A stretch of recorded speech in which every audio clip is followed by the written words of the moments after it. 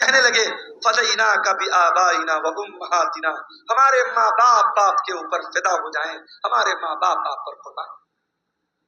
ابو سعید خدری کہتے ہیں ہمیں بڑی حیرت ہوئی کہ اللہ کے پیارے نبی تو ایک کامن بات بتا رہے، ایک عام بات بتا رہے ہیں، اس میں رونے کی کیا بات ہے؟ یہ ابو بکر کیوں رو رہے ہیں اور روتے روتے یہ کیوں کہہ رہے ہیں کہ ہمارے ماں باپ کے اوپر قربان ہو جائیں؟ مگر ہم کو بعد میں پتا چلا کہ اللہ کے پیارے نبی اپنی بات کر رہے تھے کہ اللہ تعالیٰ مجھ کو اپنے پاس بلانا چاہتا ہے۔ اسی خطبے میں آپ نے کہا اے لوگوں کان کھول کر کے سن لو، میرے اوپر سب سے زیادہ اگر کسی کا احسان ہے، اس کے مال کا، اس کے ٹائم کا سب سے زیادہ اگر کسی نے احسان کیا ہے ابو بکر صدیق نے کیا ہے۔ او لوگوں اگر میں دنیا میں کسی کو خلیل بناتا ابو بکر کو خلیل بناتا، مگر میں اللہ کا خلیل ہوں، اللہ نے مجھے اپنا خلیل بنایا ہے۔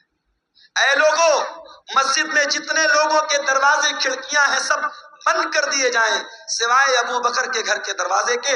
ابو بکر کا جو دروازہ مسجد میں کھلتا ہے اس کو بند نہ کیا جائے، وہ دروازہ اوپن رہے گا، وہ دروازہ کھلا رہے گا۔ یہ نبی کے آخری دنوں کی بات ہے۔ سوموار کے دن آپ کا انتقال ہوا، بدھ کا دن آیا، بدھ کے دن آپ نے صحابہ سے کہا کہ 7 الگ الگ کنویں کا پانی لایا جائے۔ 7 الگ الگ کنویں کا پانی لایا گیا، اللہ کے پیارے نبی نے غسل فرمایا۔ غسل کرنے کے بعد آپ نے اپنے سر کے اوپر پٹی باندھی اور آپ مسجد میں آئے اور منبر پر چڑھے اور آپ نے خطبہ دیا، اور اسی خطبے میں آپ نے فرمایا کہ او لوگوں میرے انصاری صحابہ، میرے انصار صحابہ کے ساتھ تم کبھی غلط سلوک مت کرنا، انہم کرشی و عیبتی، یہ میرے بڑے خاص لوگ ہیں، انہوں نے بڑی قربانیاں دی ہیں، اگر کبھی تم امیر بن جانا، مسلمانوں کے ذمہ دار بن جانا تو انصار صحابہ کرام کے ساتھ اچھا سلوک کرنا، وہ اگر بھلائی کریں ان کی بھلائی کو قبول کر لینا، اگر ان سے غلطی ہو جائے تو درگزر کر دینا، معاف کر دینا۔ جمعرات کا دن آیا، نبی نے ظہر پڑھائی، نبی نے عصر پڑھائی، نبی نے مغرب پڑھائی، اور مغرب کی نماز میں آپ نے سورۃ المرسلات کی تلاوت کی۔ عشاء کا ٹائم آیا، حضرت بلال آئے، اے اللہ کے نبی نماز کا ٹائم ہو چکا ہے، لوگ آپ کا انتظار کر رہے ہیں۔ آپ نے کہا پانی لاؤ، پانی لایا گیا، آپ نے غسل کیا، غسل کرنے کے بعد آپ کھڑے ہوئے، تھوڑی دور آگے بڑھے، چکر کھا کے گر پڑے، ہوش آیا، پوچھا صلی الناس، کیا نماز ہو گئی؟ لا هم ينتظرونک یا رسول اللہ، اے اللہ کے نبی لوگ آپ کا انتظار کر رہے ہیں، ابھی نماز نہیں پڑھی لوگوں نے۔ پھر آپ نے غسل کیا، پھر آپ اٹھ کر کے جانے لگے، پھر کشی طاری ہو گئی، پھر گر پڑے۔ 3 بار ایسا ہوا، 3 بار چکر کھا کے اللہ کے پیارے نبی گر پڑے سبھی۔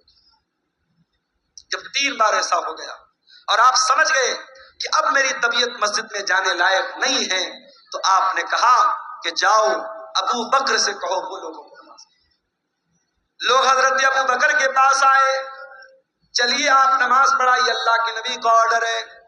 ابو بکر بڑے نرم دل آدمی تھے، بڑے رحم دل آدمی تھے، انہوں نے حضرت عمر سے کہا کہ اے عمر آپ جا کر کے نماز پڑھا دیجئے۔ حضرت عمر نے کہا نہیں، اللہ کے نبی نے آپ کو پرمیشن دی، آپ چل کر کے نماز پڑھائیے۔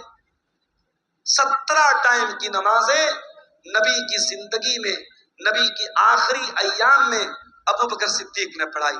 جمعرات کے دن کی عشاء کی نماز، جمعہ کی 5 ٹائم کی نماز، سنیچر کو 5 ٹائم کی نماز، اتوار کو 5 ٹائم کی نماز، اور سوموار کی فجر کی نماز، یہ ٹوٹل 17 نمازیں حضرت ابو بکر صدیق نے اللہ کے پیارے نبی کی زندگی میں آخری دنوں میں پڑھا۔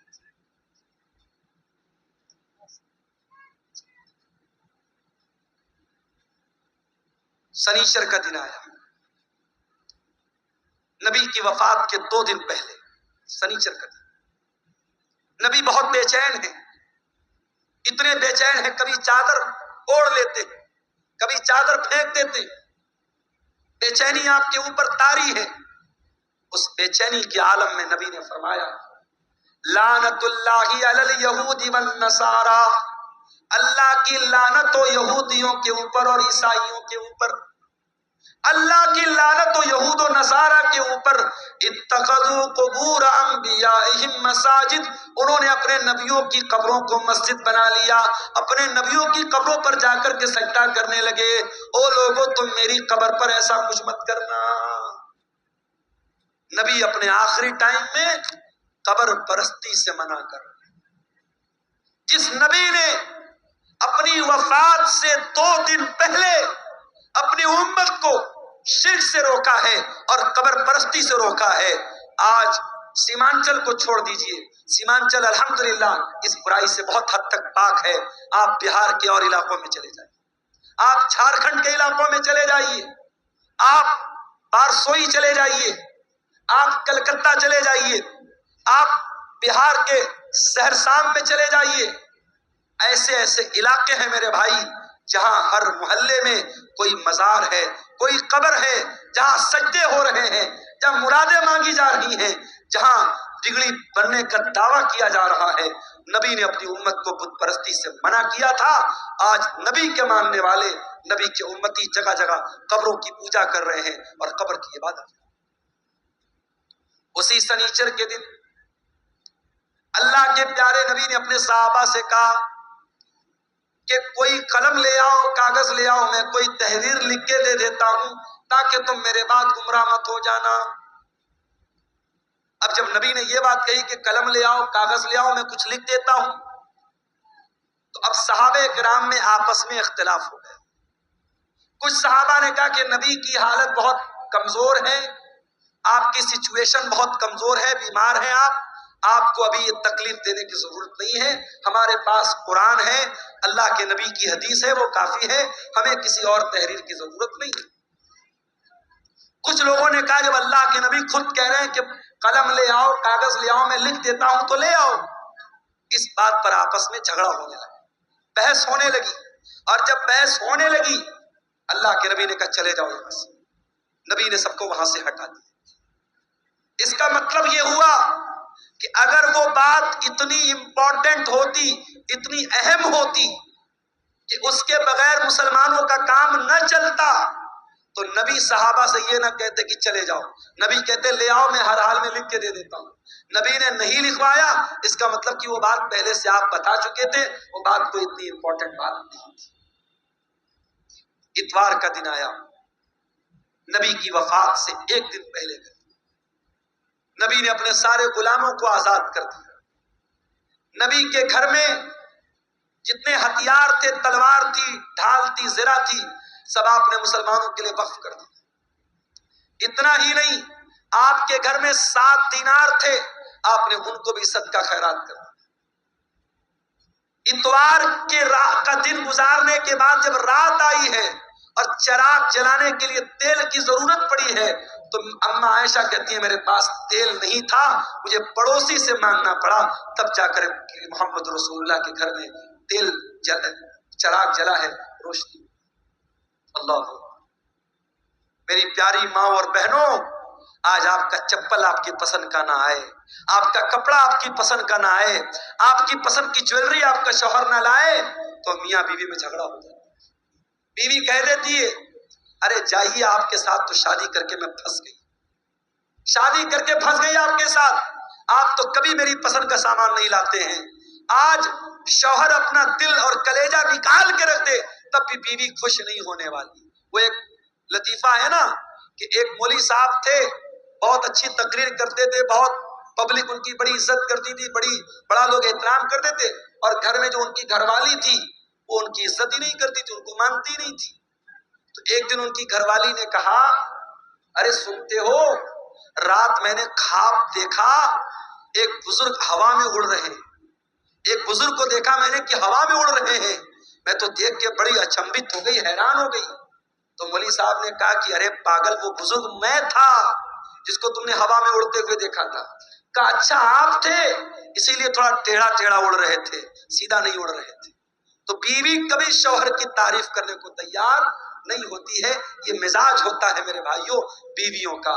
لیکن آپ دیکھیے نبی کی بیویوں نے کیسی زندگی گزاری، نبی نے اپنی بیویوں کو کوئی لگژری لائف نہیں دی، کوئی شاندار گھر نہیں ہے، کوئی شاندار کپڑا نہیں ہے، کوئی شاندار فرنیچر نہیں ہے۔ نبی کی حیات کا آخری دن ہے اور نبی کے گھر میں جو چراغ جل رہا ہے، چراغ کی بتی کا تیل بھی ادھار مانگ کے لایا۔ سوموار کا دن آتا ہے، نبی اکرم کی زندگی کا آخری دن ہے۔ اللہ کے پیارے نبی فجر کی نماز کا ٹائم ہوتا ہے، بستر سے اٹھتے ہیں، اپنے کمرے کے دروازے پر آتے ہیں، پردہ ہٹاتے ہیں، سامنے صحابہ کرام نماز پڑھ رہے ہیں، ابو بکر صدیق نماز پڑھا رہے ہیں اور صحابہ کرام نماز پڑھ رہے ہیں۔ یہ منظر دیکھ کر کے اللہ کے نبی بہت خوش ہوتے ہیں اور آپ کے چہرے پر مسکراہٹ آ جاتی ہے۔ آپ جب مسکرانے لگتے ہیں تو صحابہ کرام نماز کی حالت میں اپنے نبی کی مسکراہٹ کو محسوس کر لیتے ہیں۔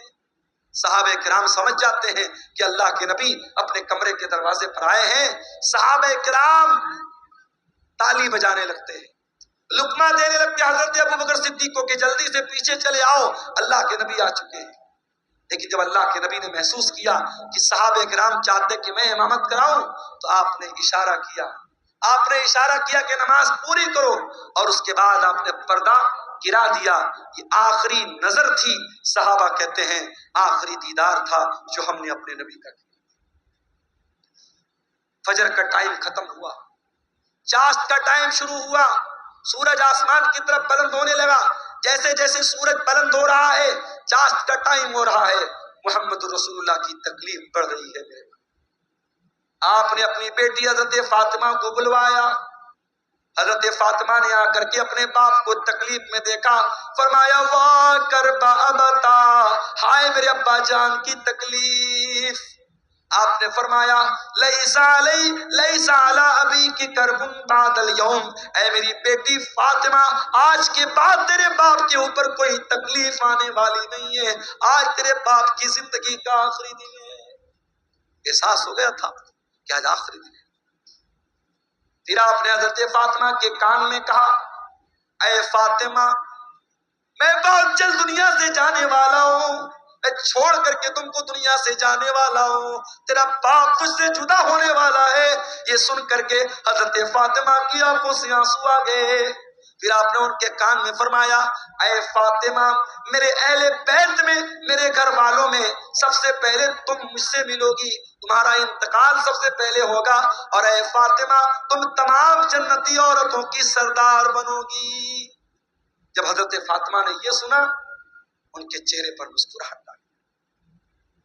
آپ نے حسن و حسین کو بلایا، ان کی پیشانی کو چوما اور لوگوں سے کہا کہ میرے یہ نواسے ہیں، ان کا خیال کرنا، ان کے حقوق کا خیال کرنا، ان کے ساتھ کوئی ظلم نہ ہونے پائے۔ پھر آپ نے اپنی بیویوں کو بلوایا، تمام بیویاں اکٹھا ہو گئیں، آپ نے ان کو واضح و نصیحت کی، ان کو سمجھایا، ان کو اچھی اچھی باتیں بتائیں۔ اس کے بعد آپ نے یہ بھی فرمایا، دو چیزوں کی آپ نے وصیت کی۔ اس بے چینی کی عالم میں جب آپ کی زبان سے الفاظ بھی صحیح طریقے سے نہیں نکل رہے تھے، آپ نے فرمایا الصلاۃ الصلاۃ وما ملکت ایمانکم، او لوگو نماز کی پابندی کرتے رہنا، نماز کا خیال کرتے رہنا، اور اپنے غلاموں کا، اپنے نوکروں کا، اپنے ماتحتوں کا خیال کرنا۔ نماز کی پابندی کرنا اور اپنے انڈر میں کام کرنے والے اپنے نوکروں، اپنے خادموں کا خاص خیال۔ حضرت عبد الرحمن ابن ابو بکر مسواک لے کر کے آئے، نبی کی نظر مسواک پر پڑ گئی، آپ نے حضرت عائشہ کو اشارہ کیا کہ میں بھی مسواک کرنا چاہتا ہوں۔ حضرت عائشہ نے اپنے بھائی سے مسواک لی اور مسواک کو اپنے دانتوں سے نرم کیا اور وہ مسواک اللہ کے نبی کو دے دی۔ اللہ کے پیارے نبی نے اپنی وفات سے کچھ دیر پہلے مسواک کیا۔ علماء کہتے ہیں اگر کسی کو اندازہ ہو جائے کہ میرا انتقال ہونے والا ہے، میری موت ہونے والی ہے، آخری ٹائم میں مسواک کرنا بھی اللہ کے نبی کی سنت۔ اس کے بعد آپ نے وہیں پر ایک پیالے میں پانی رکھا ہوا تھا، آپ کو اپنے اوپر موت کی سختیاں محسوس ہوئی۔ کیا بات ہے، کیوں اٹھ رہے ہیں آپ؟ بارش ہو رہی؟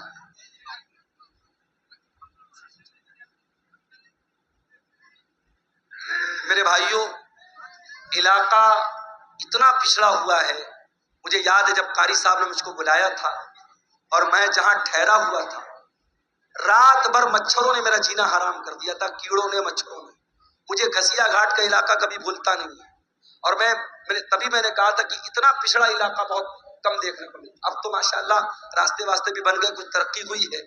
اس علاقے میں یہ قاری عبدالباسط صاحب نے یہ ادارہ کھولا ہے، اور آپ جانتے ہیں یہ جلسہ ادارے کے چندے کے لیے جلسہ ہوتا ہے. یہ بار بار بتانے کی ضرورت نہیں ہے. میں بنگالی علماء کی طرح چندہ کرنے والا مقرر نہیں ہوں، لیکن میں آپ سے گزارش کرتا ہوں یہ جلسے والوں کی محنت پر پانی مت پھیریے. بارش ہو رہی ہے، ہلکی پھلکی بارش ہو رہی ہے، اگر ہو بھی رہی تھوڑا بہت بھیگ بھی گئے تو مسئلہ نہیں ہے، لیکن آپ اس ادارے کے اوپر پیسوں کی بارش ضرور کر کے جائیے گا. اور جو بھی چندہ 100 200 1000 لاکھ 2 لاکھ جو بھی آپ دے کے جا سکتے ہیں، ادارے کا تعاون کر کے جائیے گا. خصوصی طور پر یہ میری آپ سے گزارش ہے، ادارہ آپ کے تعاون کا محتاج ہے. علاقہ آپ دیکھ رہے ہیں، ادارے کی ضرورت آپ دیکھ رہے ہیں. میں رسول کی وفات کا واقعہ بیان کر رہا ہوں، تھوڑی دیر اور آپ کے صبر کا امتحان لیتا ہوں، پھر میں آپ سے اجازت لے لوں. اللہ کے نبی کا آخری ٹائم ہے میرے بھائی، اور موت کی شدت آپ محسوس کر رہے ہیں. آپ نے موت کی اس شدت میں اپنے چہرے پر پانی ڈالا اور آپ نے کہا اللہم انی علی سکرات الموت، اے اللہ میری مدد کر، موت کی سختیوں پر میری مدد کر. حضرت عائشہ کہتی ہیں کہ نبی کے اوپر جب میں نے موت کی سختی کو دیکھ لیا، اس وقت تک میں موت کی سختی کو برا سمجھتی تھی، مگر جب اپنے نبی کے اوپر میں نے موت کی سختی کو دیکھا تو میں سمجھ گئی کہ موت کی سختی برحق ہے، اور موت کی سختی کسی کے اوپر بھی آ سکتی. پھر آپ نے آسمان کی طرف ہاتھ اٹھایا، آپ نے فرمایا مع الرفیق الاعلی، اے اللہ مجھے سب سے بہترین لوگوں کی صحبت عطا فرما، مع الذین انعمت علیہم من النبیین والصدیقین والشہداء والصالحین. اے اللہ اپنے نبیوں کے ساتھ مجھے اٹھانا، اپنے صدیقین کے ساتھ مجھے اٹھانا، اپنے نیک بندوں کے ساتھ اٹھانا. اتنا کہنے کے کیا کیڑے مکوڑے بھی جو ہے نا اپنے نبیوں کے ساتھ، ہے اللہ تعالیٰ مجھ کو اٹھانا. اور یہی پڑھتے ہوئے اللہ کے نبی نے اپنے ہاتھ اٹھائے اور آپ کے ہاتھ زمین پر گر گئے اور آپ کی روح آپ کے بدن سے نکل گئی، اور اللہ کے آخری نبی بھی اللہ کو پیارے ہو گئے. انا للہ و انا الیہ راجعون. یہ منظر تھا اللہ کے نبی کی. اور جب آپ کی وفات ہو گئی، صحابہ کرام پر جو بیتی تھی میرے بھائیوں وہ بیان کے باہر تھی. حضرت فاطمہ نے کہا یا ابتا من جنت الفردوس ماوا، یا ابتا الی جبریل ننا. اے میرے ابا جان، ہم آپ کی موت کی خبر جبریل امین کو دے رہے ہیں. اے ابا جان آپ کا ٹھکانہ جنت الفردوس ہے. یا بتا اجاب ربن دعا، اے ابا جان آپ نے اپنے رب کی دعوت کو قبول کر لیا، اپنے رب کے پاس چلے گئے. یہ نبی کی وفات کا منظر تھا. نبی کے انتقال کے بعد آپ کی جنازے کی نماز بھی ہوئی، مگر کسی ایک امام کی اقتدا میں نہیں ہوئی. لوگ آتے گئے پڑھتے چلے گئے، پہلے مردوں نے پڑھی، پھر عورتوں نے پڑھی، پھر بچوں نے پڑھی. ایک ایک کر کے 2 کر کے 3 کر کے لوگ آتے تھے، پڑھتے تھے، چلے جاتے تھے. کسی امام کے پیچھے آپ کی جنازے کی نماز نہیں. اور جب نبی کو دفنایا گیا تو حضرت فاطمہ نے کہا تھا حضرت انس سے اطابت انفسکم ان تحسو علی رسول اللہ صلی اللہ علیہ وسلم التراب. اے انس تمہارے دل نے گوارا کیسے کیا کہ تم نے نبی کے اوپر مٹی ڈالی تھی. نبی کے اوپر مٹی ڈالنا اور نبی کو مٹی میں اتارنا، قبر میں اتارنا کیسے تم نے گوارا کر لیا. مگر میرے بھائیوں یہ اللہ کا قانون تھا، یہ اللہ کا دستور تھا، یہ اللہ کا حکم تھا، اور صحابہ کرام نے اس پر عمل کیا اور پیارے نبی کو بھی قبر میں اتارا گیا اور آپ کو بھی قبر میں دفنایا گیا. تو موت تو سب کو آنی ہے میرے بھائی. کل نفس ذائقۃ الموت، سورہ آل عمران کی آیت نمبر 185 میں پہلی بات اللہ نے یہی بیان. اس کے بعد فرمایا وَإِنَّمَا تُوَفَّوْنَ أُجُورَكُمْ يَوْمَ الْقِيَامَةِ.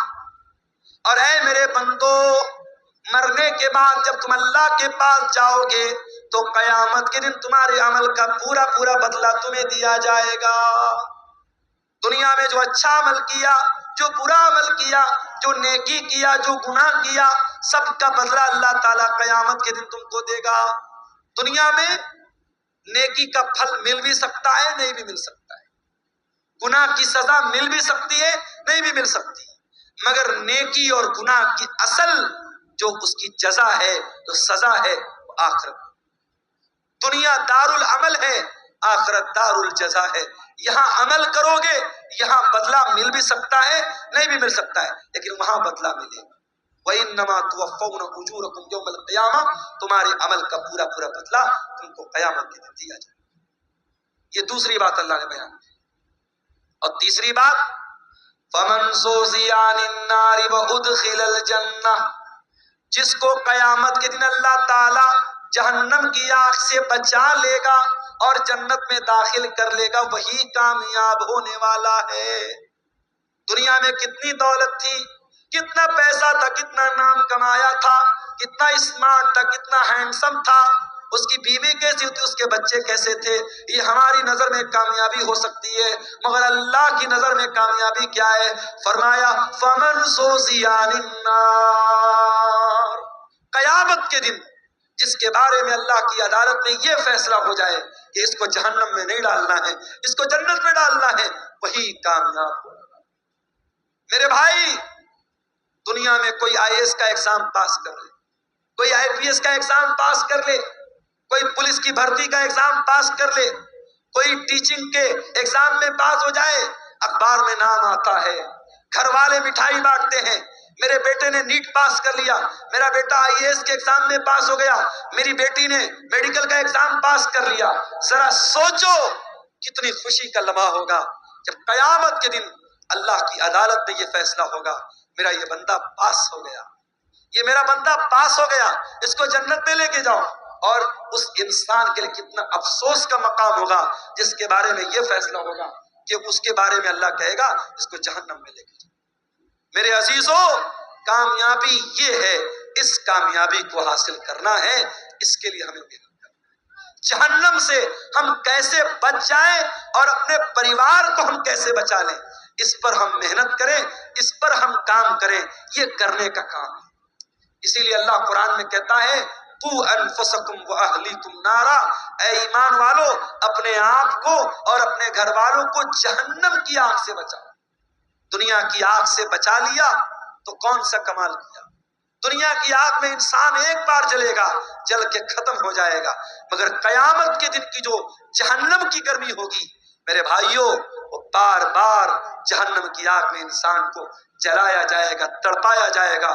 جہنم کا عذاب سہن نہیں کر سکتے ہم، برداشت نہیں کر سکتے ہم۔ جب برداشت نہیں کر سکتے تو قرآن کہتا ہے جہنم کی آگ سے اپنے آپ کو بچانے کی تیاری۔ اور چوتھی بات جو اس آیت میں اللہ نے بیان کی، فرمایا وَمَا الْحَيَاةُ الدُّنْيَا إِلَّا مَتَاعُ الْغُرُورِ، دنیا کی زندگی تو دھوکے کا سامان ہے۔ جس دنیا کے چکر میں پڑ کر تم اللہ کو بھول کے بیٹھے ہو، جنت کو بھول کے بیٹھے ہو، رسول کو بھول کے بیٹھے ہو، آخرت کو بھول کے بیٹھے ہو، یہ دنیا تو دھوکے کا سامان ہے، دنیا تو دھوکے کا سامان ہے۔ دنیا نے آج تک کسی کے ساتھ وفا نہیں کی۔ بڑے بڑے راجا آئے، مہاراجا آئے، اپنے محل میں سونے چاندی کے برتن میں کھاتے تھے، آج قبر کے نیچے دفن ہیں، ان کے محل کھنڈر بن گئے، ان کا نام و نشان دنیا سے مٹ گیا۔ یہ دنیا بے وفا ہے، بے وفا تھی اور بے وفا رہے گی۔ دنیا سے عشق مت کرو میرے بھائی، دنیا سے عشق مت کرو، دنیا غدار ہے، دنیا بے وفا ہے۔ دنیا کی حیثیت کیا ہے؟ ہارون رشید بہت بڑا خلیفہ ہے، اپنے دور کے بہت بڑے عالم، علامہ ابن سماک کے پاس آتا ہے اور کہتا ہے امام صاحب میں امیر المومنین ہوں، میں مسلمانوں کا خلیفہ ہوں، میں چاہتا ہوں کچھ نصیحت کر دیجئے، کچھ سمجھا دیجئے، کوئی قیمتی بات بتا دیجئے۔ ابن سماک نے کہا امیر المومنین برا مت مانیے گا، میں بس ایک سوال آپ سے کرنا چاہتا ہوں۔ مان لیجئے آپ کسی صحرا میں جا رہے ہیں، سارا سامان آپ کا ختم، کھانے پینے کی ساری چیزیں ختم، اور آپ کو بہت زور کی پیاس لگی ہے، اور پیاس اتنی زور کی لگی ہے کہ اگر پانی نہیں ملا تو آپ مر جائیں گے۔ ایک آدمی آتا ہے اور ایک پیالہ پانی آپ کو کہتا ہے کہ ایک پیالہ پانی میں دوں گا، شرط یہ ہے کہ آپ اپنی آدھی بادشاہت مجھ کو دے دیں۔ تو اے امیر المومنین، آپ کیا کریں گے؟ اس کو بادشاہت دے دیں گے اور پانی لے کر کے جان بچائیں گے یا بادشاہت بچائیں گے؟ ہارون رشید نے کہا میں بادشاہت دے دوں گا، آدھی بادشاہت دے دوں گا اور پانی لے لوں گا۔ ابن سماک نے کہا اے امیر المومنین، پانی آپ نے پی لیا، پانی باڈی کے اندر رک گیا، پانی تھم گیا، پیشاب لگا ہے مگر پیشاب کا راستہ بند ہو گیا، پیشاب نہیں نکل رہا ہے، آپ کو درد ہو رہا ہے، تکلیف ہو رہی ہے، اگر پیشاب نہ ہوا تو آپ مر جائیں گے، زندگی کے آخری کگار پہ پہنچ گئے۔ اب ایک دوسرا انسان آیا، اس نے کہا ہارون رشید، میں تیرا پیشاب جو رکا ہے اس کو کھول سکتا ہوں، تیرا پیشاب ہو جائے گا، تیرے بدن میں جو پانی رکا ہے باہر نکل جائے گا، کنڈیشن یہ ہے کہ تو اپنی آدھی حکومت مجھ کو دے دے۔ تو کیا آپ اس کو دے دیں گے؟ ہارون رشید نے کہا ہاں میں دے دوں گا۔ ہارون رشید نے کہا ہاں میں دے دوں گا۔ ابن سماک نے کہا امیر المومنین، بس یہی پیغام ہے، اس بادشاہت پہ غرور مت کیجیے گا، اس سلطنت پر دھوکہ مت کھائیے گا، اس سلطنت کی اوقات ایک پیالہ پانی اور پیشاب کے چند قطرے ہے، اس سے زیادہ اس حکومت کی حیثیت نہیں ہے، اس بادشاہت کی حیثیت۔ میرے عزیزوں، آج بہت سارے لوگ ہمارے بیچ میں ہیں، کل نہیں ہوں گے۔ آج اپنے پیسے پر آپ کو غرور ہے تو کان کھول کے سن لو، آپ سے زیادہ پیسہ قارون کے پاس نہیں۔ اگر آپ گاؤں کے پردھان ہیں، آپ علاقے کے منسٹر ہیں، اپنے علاقے کی بڑی ہستی ہیں اور آپ کو بڑا ناز ہے کہ صاحب میرا بڑا نام ہے، میری بڑی شان و شوکت ہے، آپ سے زیادہ شان و شوکت فرعون کی تھی، آپ سے بڑی بادشاہت نمرود کے پاس تھی، نہ نمرود کی بادشاہت اس کے کام آئی، نہ فرعون کی سلطنت اس کے کام آئی، نہ قارون کی دولت اس کے کام آئی، نہ قوم عاد کی طاقت اس کے کام آئی، نہ قوم سمود کا پاور اس کے کام آیا۔ میرے پیارے ساتھیوں، اگر کام آنے والی کوئی چیز ہے، اللہ کا دین کام آئے گا، آپ کے نیک عمل آپ کے کام آئیں گے، ایمان آپ کے کام آئے گا، آپ کا عقیدہ آپ کے کام آئے گا۔ میرے عزیزوں، سورہ آل عمران کی اس آیت میں 4 سبق ہمیں ملے۔ پہلا سبق، مرنا ہے، کل نفس ذائقۃ الموت، ہر نفس کو موت کا مزہ چکھنا ہے۔ یہ مدرسے والے چندے کے لیے آپ سے اپیل کر رہے ہیں، اور آپ اتنے بھی غریب نہیں ہیں 150 آپ نہ دے سکیں، مگر آج نہیں دے رہے ہیں، اور جب مر جائیں گے تو بیٹا کیا کرے گا؟ زندگی میں کبھی باپ کی طرف سے صدقہ نہیں کیا، کبھی باپ نے خود صدقہ نہیں کیا، مر گیا تو بیٹا کیا کر رہا ہے؟ باپ کی طرف سے مدرسہ بنوا رہا ہے، باپ کی طرف سے ٹیوب ویل لگوا رہا ہے، ماں کی طرف سے مسجد میں قرآن دے رہا ہے۔ ارے زندگی میں ماں باپ کی قدر کرو اور زندگی میں صدقہ خیرات کیا کرو۔ اللہ کے نبی سے پوچھا گیا سب سے افضل صدقہ کون سا ہے، سب سے بہترین صدقہ کون سا ہے؟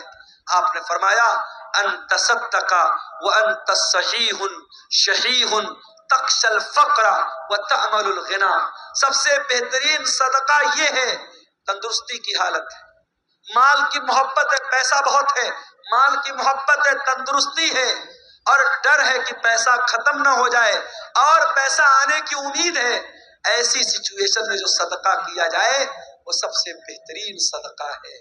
میرے عزیزوں، صدقہ خیرات کرنے کے لیے، نیکی کے کام میں حصہ لینے کے لیے موت کا انتظار مت کرو، موت آئے گی اور پل بھر میں آپ کا فیصلہ کر دے گی، موت آپ کا کام تمام کر دے گی۔ اس لیے میرے عزیزوں، قرآن کیا کہہ رہا ہے؟ یا ایھا الذین آمنوا لا تلہکم اموالکم ولا اولادکم عن ذکر اللہ، اے ایمان والو، تمہارا مال اور تمہاری اولاد تم کو اللہ کے ذکر سے غافل نہ کر دے۔ مال کے چکر میں کہیں اللہ کو بھول نہ جانا، اولاد کے چکر میں کہیں اللہ کو بھول نہ جانا۔ وَمَن يَفْعَلْ ذَلِكَ فَأُولَٰئِكَ هُمُ الْخَاسِرُونَ، اور جو ایسا کرے گا بہت نقصان اٹھائے گا۔ وَأَنفِقُوا مِمَّا رَزَقْنَاكُم مِّن قَبْلِ أَن يَأْتِيَ أَحَدَكُمُ الْمَوْتُ، اور اے ایمان والو، ہم نے جو روزی دی ہے اس میں سے خرچ کرو اس کے پہلے کی موت آ جائے۔ فَيَقُولَ رَبِّ لَوْلَا أَخَّرْتَنِي إِلَىٰ أَجَلٍ قَرِيبٍ فَأَصَّدَّقَ وَأَكُن مِّنَ الصَّالِحِينَ۔ کہیں ایسا نہ ہو کہ موت کے آنے کے بعد تم کہو کہ اے اللہ 1 گھنٹے کا ٹائم اور دے دے، 1 منٹ کا ٹائم اور دے دے، میں تیری راہ میں صدقہ کرنا چاہتا ہوں، میں نیک بننا چاہتا ہوں۔ وَلَن يُؤَخِّرَ اللَّهُ نَفْسًا إِذَا جَاءَ أَجَلُهَا، لیکن اللہ کا قانون یہ ہے موت آ گئی تو 1 سیکنڈ پہلے نہیں مر سکتے، 1 سیکنڈ بعد میں نہیں مر سکتے۔ مجھے بہت اچھی طریقے سے یاد ہے 10 اکتوبر 2020 کی وہ شام، 10 اکتوبر 2020 کی وہ رات جب میری ماں کا انتقال ہوا تھا اور میں بنارس کے اپنے گھر کے بہت قریب کے ہاسپٹل میں ماں کو لے کے جا رہا تھا۔ ہارٹ اٹیک آیا تھا، شوگر کی پیشنٹ تھی وہ، اور بائک پر بٹھا کر پیچھے میرا چھوٹا بھائی بیٹھا تھا، اور ہاسپٹل کے کیمپس کے اندر جیسے ہی ہم داخل ہوئے تھے ماں کا جسم بے جان ہو کے بائک سے نیچے گرا تھا۔ اور جب ہم لوگوں نے سارے بھائی وہاں پہنچ چکے تھے، اور جب ماں کو اٹھا کر کے ہم لوگ ICU میں لے کے جا رہے تھے تو نیچرل بات ہوتی ہے مرنے کے بعد انسان کی باڈی کا وزن بڑھ جاتا ہے۔ وزن سے اندازہ لگ گیا کہ اب روح نکل چکی ہے، اب موت آ چکی ہے۔ ہمارے پاس کرنے کو باتیں بہت تھی، ہم لوگ کہہ سکتے تھے 5 منٹ پہلے لائے ہوتے، ڈاکٹر نے دیکھا ہوتا، یہ ہوا ہوتا، وہ ہوا ہوتا۔ یہ سب بہانے اپنی جگہ، قرآن کی یہ آیت اپنی جگہ، وَلَن يُؤَخِّرَ اللَّهُ نَفْسًا إِذَا جَاءَ أَجَلُهَا۔ موت تو اپنے وقت پر آتی ہے میرے بھائی۔